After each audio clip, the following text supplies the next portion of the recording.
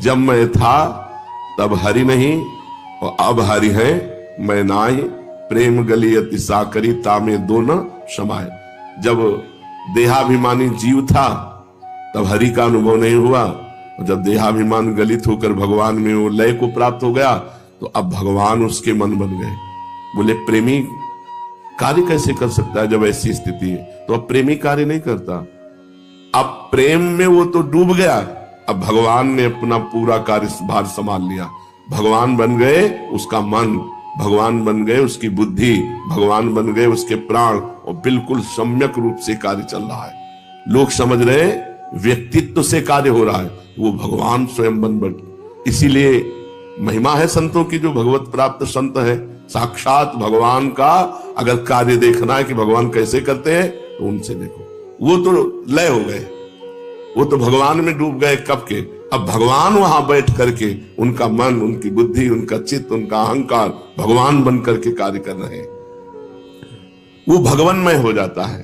अब ये रहस्य कैसे कोई जाने? उसकी इच्छा नहीं होती, भगवान की इच्छा होती है।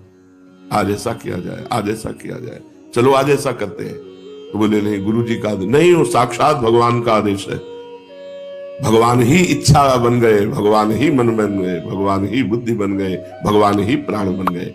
और भगवान स्वयं बैठकर कर्म करते हैं, करवाते नहीं, स्वयं कर्म करते हैं प्रेमी के हृदय में। इसीलिए कहा गया है, तात स्वर्ग अपवर्ग सुख धरी तुला एक अंग, तूल न ताय सकल मिल जो सुख लव सत्संग। ऐसे प्रेमी महाभागवत का साक्षात भगवान स्वयं कार्य कर रहे हैं। उसके हृदय में बैठकर ढांचा प्रेमी भक्त का है और कार्य भगवान कर रहे। भगवान बोल रहे, भगवान सुन रहे, भगवान देख रहे, भगवान ही सब कर रहे।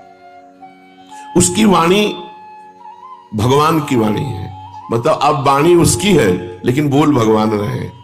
वो लय हो गया भगवान में। अब भगवान जब तक शरीर जीवित रहेगा, भगवान उसकी संभाल करते हैं। सारी की सारी सौन, सारी की सारी कर्म, सारी के सारे सब व्यवहार ठीक वैसे ही भगवान कर रहे हैं, क्योंकि भगवान ही कर सकते हैं। वो प्रेमी तो भगवान के प्रेम में लय हो चुका है। ऐसे भक्त का जगत में व्यवहार किस प्रकार का होता है? बोले सब कुछ बहुत अच्छा होता है। वो माँ के साथ माँ जैसा व्यवहार, पत्नी के साथ पत्नी जैसा व्यवहार, पुत्र के साथ पुत्र जैसा व्यवहार वो नहीं कर रहा।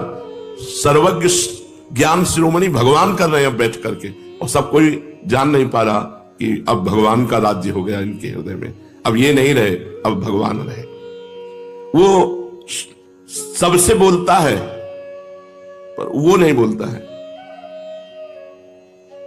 वो सबसे बोलता है। बोले अमुक ऐसा बोल रहे थे पर वो नहीं बोलता, भगवान बोल रहे थे। वो सब कुछ करता है पर वो नहीं करता है, भगवान करते हैं। वो सब कुछ भोगता है, वो नहीं भोगते, साक्षात भगवान भोगते हैं। वो सर्वदा भगवान में लीन हो गया और भगवान ने कब्जा कर लिया उसके हृदय में। अब हर कार्य इंद्रियों वाला स्वयं भगवान कर रहे हैं। कैसा पवित्र जीवन! तभी तो है तीर्थी कुर्वन्ति तीर्थानि। ऐसा प्रेमी भक्त तीर्थों को भी तीर्थत्व प्रदान करता है। डूब्यो प्रेम पयोधि में, भयो प्रेम को रूप, रसाद्वैत आको कहत, रहत न भिन्न स्वरूप। अब जीव नहीं रह गया, ईश ही ईश का राज्य है। आप राधा कृष्ण को क्या मानते हैं? मेरा विश्वास अपना सर्वस्व मानता हूं। नहीं, ये है क्या? ये परम तत्व है। रस तत्व ही दो रूपों में खेल रहा है, जिससे वेद रसो वैशाह रसम ह्यम लब्ध्वा आनंदी भवतु। वही रस ही की मूर्ति दो, ये रसिक लाडली लाल। रसो या परमानंद एक द्विधा सदा, श्री राधा कृष्ण रूपाभ्याम तस्मै तस्मै नमो नमः। जो रस समुद्र परमात्मा है, वो अपने ही रस का रसास्वादन करने के लिए दो रूप धारण कर लिया। रसदाता प्रिया रूप और रस भोक्ता लाल रूप, एक ही तत्व। इसीलिए प्रियालाल के दो मन नहीं है, प्रियालाल के दो तन में एक प्राण है, ऐसा कहीं देखा गया? दो तन है और प्राण एक है। दो तन है, मन एक है।